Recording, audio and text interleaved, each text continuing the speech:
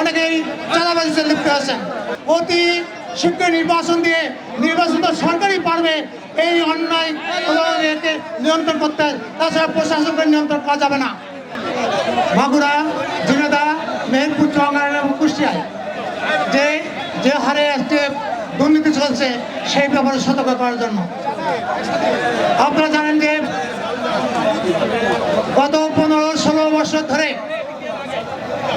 আমরা বিএনপি জালেম শেখ হাসিনার অন্যায় বিরুদ্ধে কথা বলতে হাজার হাজার লোক জেলে গেছে, অনেকেই নিহত হয়েছে, গুম হয়েছে। বাংলাদেশের অর্থনীতিকে সমস্ত বিদেশে পাচার করা হয়েছে।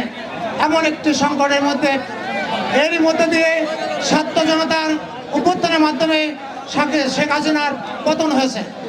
সংগ্রামী ভাইরা, আমরা 5 থেকে 5 আগস্ট মুক্ত হওয়ার পরে এদেশের মানুষ কিছু আশার সঞ্চার হয়েছিল যে দেশটা আমাদের ভালো হবে, কিন্তু তার 2-1 দিন পরেই আমরা দেখলাম কুষ্টিয়া সহ সারা বাংলাদেশে একটা বিশেষ শ্রেণী আমাদের দলের নেতৃত্বকর্মী লুটপাট, বালিমহল দখল এই সম্বন্ধে লিপ্ত হয়ে গেলেন এবং অনেকেই চাঁদাবাজিতে লিপ্ত আছেন। আমি আপনাদেরকে একটু বলতে চাই যে জনাব তারেক রহমান বলে দিয়েছে যে এবার এই কাজ করবে তাকে সহজীবনের জন্য বহিষ্কার করা হবে, অতএব আপনারা সাবধান। আইন শৃঙ্খলার চরম অবনতি, এমনকি একটা বাচ্চা মেয়ে তাকেও রেপ করা হয়েছে। সেই সাথে সাবেক স্বৈরাচার শেখ হাসিনা ভারতে বসে বাংলাদেশের বিরুদ্ধে অনেক ষড়যন্ত্র করছে। আপনাদের অনুরোধ করবো, আমরা যদি সংযত না হই, আমরা যদি তাহলে আমাদের দেশে স্বাধীনতা সার্বভৌমত্ব ধ্বংস হয়ে যাবে। আজকে যে সমস্যা, এই সমস্যা এই বর্তমান সরকারের পক্ষে সমাধান হবে না।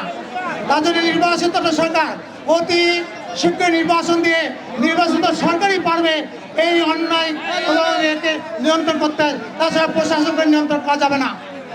সংগ্রাম ভাইরা, আমাদের প্রিয় নেতৃত্ব নেত্রী আমাদের মাঝে ফিরে আসবে ইনশাল্লাহ।